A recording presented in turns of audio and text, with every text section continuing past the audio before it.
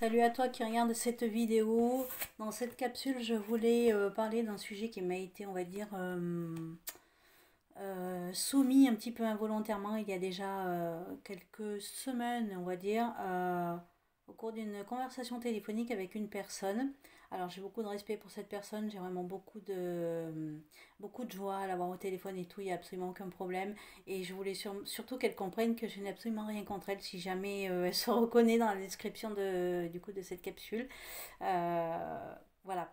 Donc pour situer, on va dire, le contexte de cette vidéo, je vais te parler de, de l'instinct, des émotions et de la supraconscience. Pourquoi j'en suis venue là? Parce que du coup, pendant cette conversation téléphonique que j'avais avec cette personne, où on parlait de tout ce qui se passait actuellement, euh, le confinement, entre guillemets, on va dire le confinement, la crise financière, tout ça. Et, euh, et du coup, au cours de cette conversation, elle me dit, tu es beaucoup trop dans l'intellect, tu es beaucoup trop cérébral, tu es beaucoup trop dans ta tête. Et s'il n'y avait pas de la créativité chez toi, tu serais sèche, tu serais dure, tu serais... enfin, voilà, j'ai pas vraiment compris ce qu'elle voulait dire, mais au fur et à mesure qu'elle parlait, j'intégrais ce qu'elle me disait et finalement ça résonnait pas en fait, je me reconnaissais pas dans ce qu'elle disait et c'est pas venu me toucher. Voilà, j'ai continué la conversation, bien évidemment, euh, mais ce n'est pas venu me toucher en fait. Donc je vais pas aborder le fait de savoir pourquoi, qu'est-ce qu'elle, de quelle manière ça réagissait plutôt avec elle, mais en tout cas avec moi, je me suis pas reconnue là-dedans, mais je me suis dit tiens, ça a quand même ça met le curseur sur quelque chose quand même d'important et d'intéressant.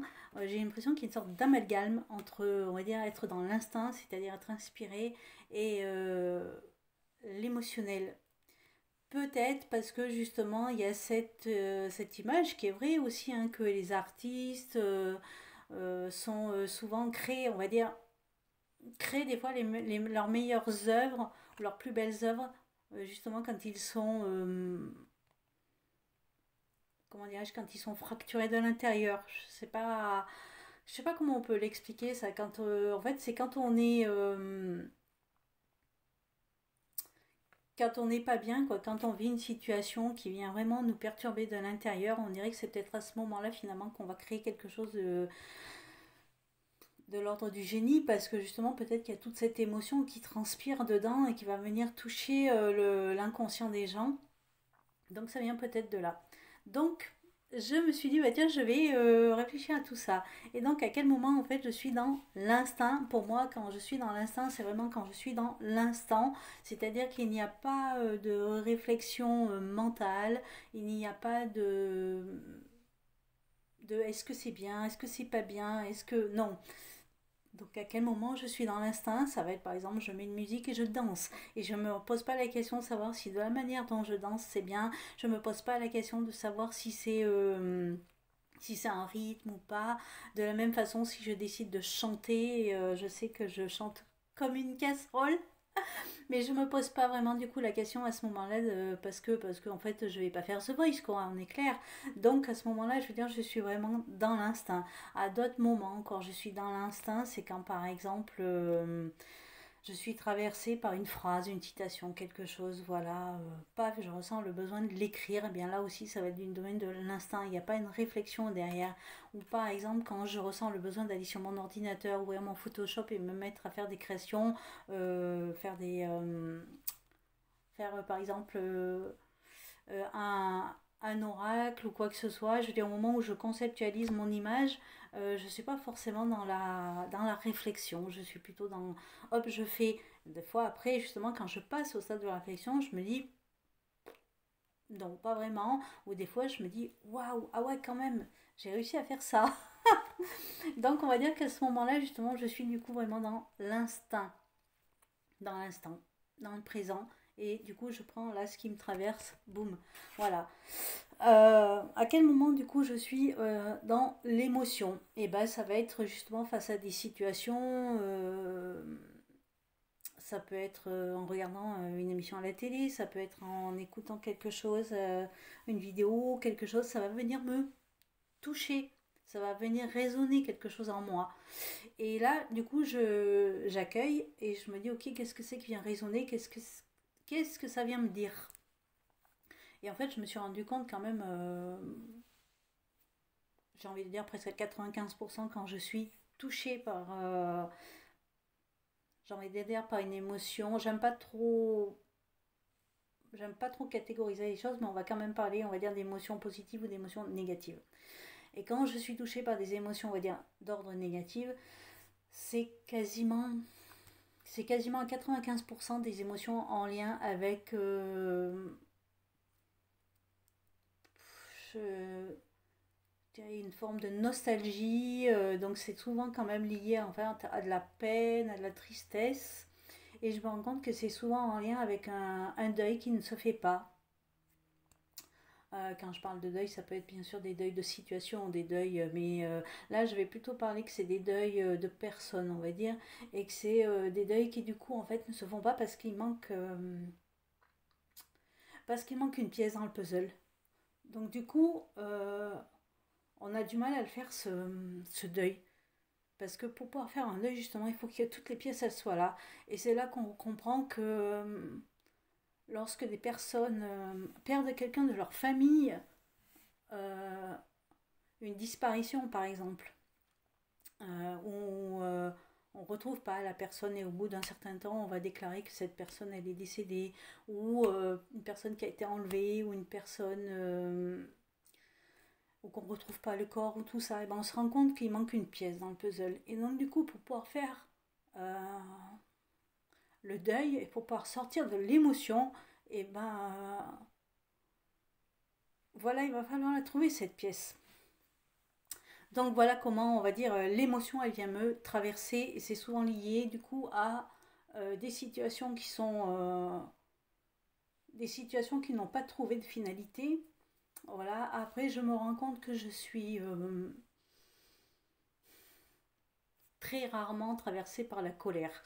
Euh, c'est plutôt, on va dire, de l'ordre de l'incompréhension, de l'ordre de la perplexité des fois face à certaines situations, une incompréhension, mais c'est pas forcément de la colère.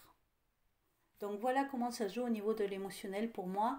Et ensuite, il y a ce que j'appelle du coup la supraconscience. Ça va être quand je suis capable du coup de me mettre en situation d'observation de ce qui vient à moi, que ce soit du coup en termes de ce que l'on me dit, les informations qui viennent à moi, on va dire de l'extérieur en quelque sorte, que ce soit des informations orales, des informations que je lis, des informations que je vois, toutes ces informations énergétiques qui viennent à moi, si elles viennent à moi mais que je reste neutre, c'est-à-dire que juste je les vois, mais ils viennent pas forcément du coup me réveiller et me toucher, et bien à ce moment-là, je peux dire que je suis dans une sorte en effet de supraconscience, c'est-à-dire que je suis passée à un stade où je peux observer. euh, c'est un petit peu comme si on voilà le triangle de Karpman, là, vous voyez le triangle, et bien imaginez que vous montiez les trois, prenez le triangle, et vous voyez les trois points en haut, vous allez avoir une sorte de pyramide. Et quand vous êtes comme ça, à ce point, justement, vous êtes en haut, vous êtes à la fois, on va dire, en hauteur, et en même temps, vous êtes parfaitement centré. Vous allez pouvoir observer ces différents rôles que de toute façon on joue tous plus ou moins consciemment et consciemment, mais on les a tous en nous. Et c'est quand on arrive justement, boum, à prendre un peu cette hauteur-là et de se dire, ah oui, il se passe ça, il se passe ça, et il se passe ça. Et finalement, je suis serein avec ça, je suis calme et je suis apaisée. Et finalement, tout va bien. Et, et du coup, oui, c'était super intéressant finalement que cette personne m'ait mis en lumière ça, non pas parce que ce qu'elle me disait venait du coup, me toucher hein, émotionnellement, mais je me suis dit qu'il y avait quand même du coup une sorte d'amalgame à ce niveau-là. Et je pense qu'en effet, on peut être artiste, on peut être un performeur, on peut être inspiré, on peut être justement parce que justement il y a des fêlures, parce qu'il y a des fractures, parce que je me demande en effet est-ce que quelqu'un qui est est-ce que quelqu'un qui est justement dans cette supraconscience, on va dire totalement, j'en sais rien en fait, est-ce que du coup, il peut y avoir ce genre d'œuvres qui sortent, je veux dire, que ce soit en termes de chansons, en termes de sculpture, en termes de peinture, en termes de dessin, enfin en termes de... Là, je parle vraiment du côté artistique dans son acception, on va dire, classique. Parce qu'évidemment que nous sommes tous des créateurs et donc du coup, nous sommes tous consciemment et inconsciemment du coup des artistes puisque nous créons, nous projetons notre réalité sur notre écran de cinéma personnel. Donc nous sommes tous des artistes d'une certaine manière, mais, mais je pense qu'encore il y a une autre forme d'artiste, ce sont ces artistes qui créent dans la matière justement des œuvres.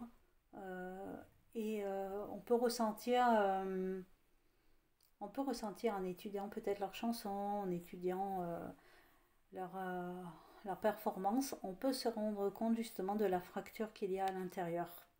Après, ça ne veut pas forcément dire que ces personnes sont du coup tout le temps dans l'émotion. Ça veut simplement dire qu'on peut aussi en effet être conscience que les émotions nous traversent parce qu'on est des êtres humains justement. Et que si on était, je pense, totalement rectifié, l'intérieur totalement aligné, totalement aussi pur qu'un diamant, bah, je pense qu'on serait éthérisé et que du coup on serait plus incarné dans la matière. Donc, euh, donc je pense aussi que c'est important qu'on soit traversé par des émotions, mais c'est simplement bah, de s'en rendre compte et de pas forcément justement les nourrir. Et si justement elles viennent percuter quelque chose à l'intérieur de nous, c'est justement pour on aille voir de quoi ça nous parle, euh, pourquoi ça nous fait réagir. Donc voilà, du coup c'était la vidéo, on va dire, sur l'instinct, l'émotionnel, la supraconscience. Donc est-ce qu'on peut être avec une conscience éveillée? Est-ce qu'on peut être justement, on va dire, catalogué de cérébral, d'intellectuel, euh, parce que justement on est peut-être moins dans l'émotionnel, ou peut-être parce que justement quand les émotions elles viennent nous traverser, on sait très bien, on sait parfaitement justement quelle est la faille, quelle est la blessure. Alors évidemment que du coup ça nous appartiendrait à nous de faire comme si elle n'existait pas cette blessure, ou de faire en sorte de ne pas venir la titiller, la déranger, mais quelque part à un moment donné cette blessure elle demande à être transcendée. Voilà. Et c'est pour ça que je dis encore une fois que dans les cas de deuil, pour que cette blessure elle puisse être transcendée, eh bien, il va falloir pouvoir mettre toutes les pièces dans le puzzle, dans cette dynamique, dans cet accompagnement du deuil. Et s'il manque des pièces, eh bien, ça va être beaucoup plus difficile. Et ça, il faut en être conscient. Ça sert à rien de se dire c'est pas grave, ou de se dire on fait comme si, ou de faire il suffit de tourner la page, ou il suffit de se dire que chaque jour, en fait, que hier n'existe pas. Voilà, le passé n'existe pas, demain n'existe pas. Mais en fait, c'est pas vraiment comme ça que ça se passe. Même si on sait très bien que tout ça, c'est notre mental et que c'est notre ego qui a besoin de ce passé et de ce futur. Il a besoin de ce passé pour exister, pour se référer, puis il a besoin de ce futur pour se projeter. On le sait très bien. Mais n'empêche que, je veux dire, dans une situation vraiment de deuil, eh bien, il va falloir comprendre que pour pouvoir que ce processus il se fasse correctement, il va falloir que toutes les pièces elles viennent s'imbriquer les unes dans les autres. Voilà. Donc, bah, du coup, je voulais dire merci à cette personne qui m'a permis, on va dire, de cogiter un petit peu là-dessus. Voilà, bon, évidemment que je ne me reconnais pas du tout dans une personne, enfin dans le portrait en tout cas d'une personne qui est uniquement dans son intellect et dans son côté cérébral. C'est simplement que j'ai atteint, on va dire, peut-être un niveau sans arrogance aucune, mais un niveau qui me permet justement peut-être de prendre assez de hauteur et de recul pour me rendre compte de certaines choses Et pour me rendre compte aussi que si je donne, on va dire, les pleins pouvoirs à mon univers émotionnel, je veux dire, il y a de grandes chances que je finisse au 36e dessous. Donc à un moment donné aussi, c'est justement ça, comprendre qu'est-ce qui nous traverse et l'accueillir et l'analyser. Voilà. Voilà les amis, c'était donc la petite vidéo sur l'instinct, l'émotionnel et la supraconscience. Et, euh, et je vous souhaite de vous porter bien et puis take care.